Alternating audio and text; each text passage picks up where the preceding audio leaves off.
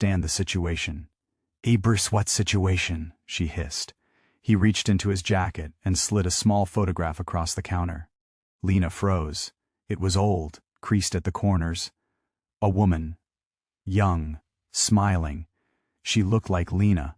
This was Isabella, he said quietly. My wife. Lena's throat tightened. She's beautiful.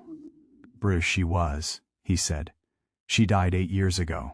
Car explosion. I never found who did it. Lena looked at the photo again, her heart aching at the sadness in his voice. I'm sorry, she whispered. He nodded, eyes never leaving her. Before she died, she told me she was pregnant. Ibrahim, Lena's breath caught. You think... I don't think. You have her mark, her eyes, her voice. That's impossible, she whispered. Maybe, he said, standing. But impossible doesn't mean untrue. At night, she couldn't stop thinking about him. His words, his eyes, that picture. And the strange part? A small piece of her wanted to believe him, because there was something about him that felt familiar, a warmth beneath all that danger.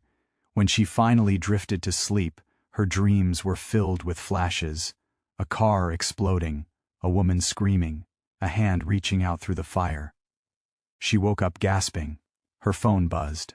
A message from Dominic. You shouldn't walk home alone tonight. Abrifi, she sat up. How do you even know I'm walking anywhere? She replied. Because I'm outside. Ibri, she froze. Throwing on a coat, she rushed to the window. And there he was, standing across the street, his hands in his pockets, rain soaking through his suit. She opened the door and stepped outside. What are you doing here? Abri, he looked up at her, rain dripping from his hair. Making sure you're safe. Barbara, safe from what? People who don't like me, he said simply. And who would hurt you to get to me. She stared at him. I'm just a waitress. Eberumi, not anymore, he said. You got tangled in my world the moment you sent that message. Eber said his words should have terrified her. Instead, they made her chest ache in a way she couldn't explain. He stepped closer, rain glistening on his jaw. You don't have to trust me, he said softly. But you do have to let me protect you. Eber, she swallowed hard.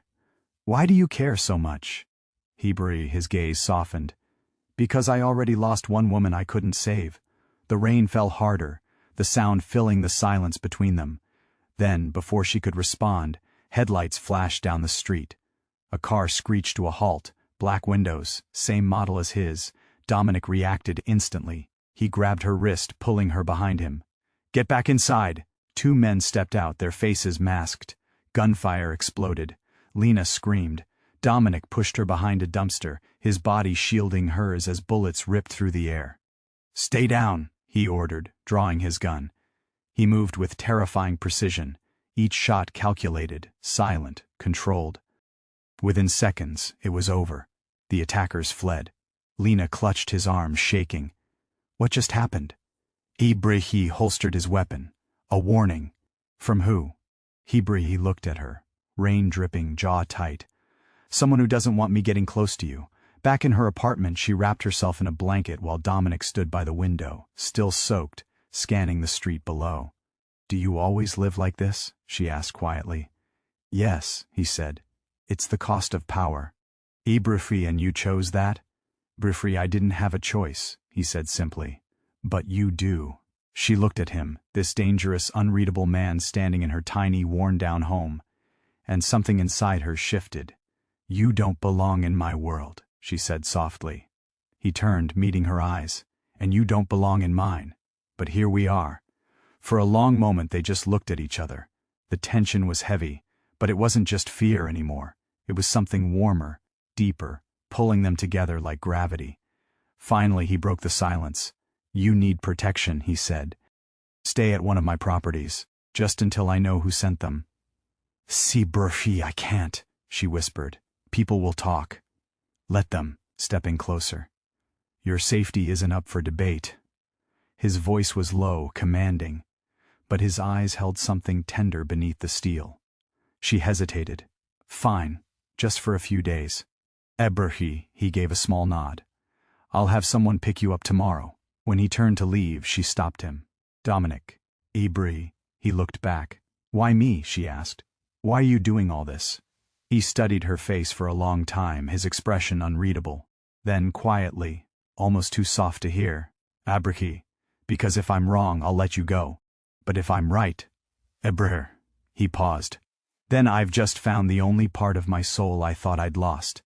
And with that, he left, leaving her heart pounding and her world completely changed. End of Section 2. Ebrr. Would you like me to continue with Section 3, approximately equal 2,000 words, where Lena moves into Dominic's mansion, their connection deepens, and she starts to uncover secrets about her past that make his claim even more believable? The mansion stood at the edge of the city, far enough to escape its noise, close enough to watch it burn if needed. Lena stared out the car window as it approached the grand iron gates. She had never seen a house this big. It wasn't a home, it was a fortress. Guards in suits lined the driveway. Cameras blinked red in the rain. The car rolled to a stop before a sprawling marble staircase. The door opened, and Dominic was waiting there. Tall, immaculate, impossible to ignore. Welcome, Lena, he said, voice calm as ever. You're safe here. Ebrr safe. The word didn't feel real anymore. She stepped inside, her eyes wide at the sight of crystal chandeliers and tall windows framed in velvet. The place felt frozen in time, too quiet, too perfect. This isn't necessary, she murmured. Maybe not, he replied, walking beside her. But it makes me feel better. A woman in her 50s approached. Elegant, sharp eyes, silver hair pulled back. Mr. Russo, she greeted. The guest room has been prepared. Ebrr, thank you, Rosa, Dominic said. Rosa smiled at Lena, motherly but cautious. You must be tired, dear, follow me. Her room was larger than her entire apartment. White curtains, soft sheets, a view that stretched across the entire city. It felt like a dream she wasn't meant to be in. Rosa helped her settle in.